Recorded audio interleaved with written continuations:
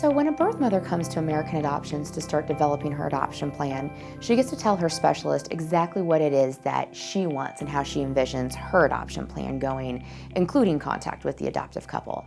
Just like on the other side, when the adoptive couple comes to American Adoptions, we discuss that as well. What is it that they're willing to commit to and what is it that they're open to? If she's maybe a younger birth parent and tends to text more than talk, we'll definitely let you know that, so that way you guys can begin a relationship down that road.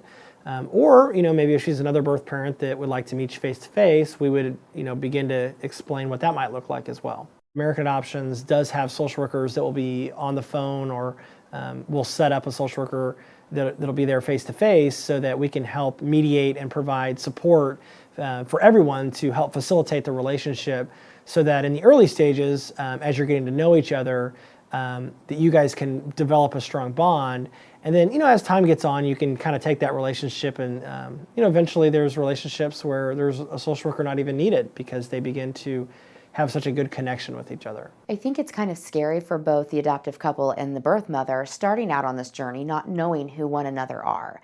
And I think after you start doing conference calls, emails, meeting, and then going through this very intimate, very emotional process together, you can't help but in some form or fashion feel like there's this bond that connects you. Adoptive parents shouldn't be nervous and scared of birth parents. They should really cherish the time, because it may be limited and they may not get it back, to spend time with birth parents and really try to get to know them, because it'll really help them later in years to come become better parents, to create the optimal environment of the best way to explain adoption to their child at an age-appropriate level.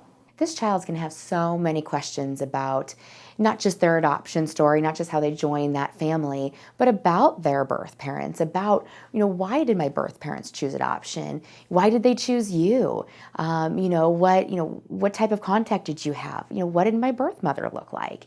So all of those questions a family can answer.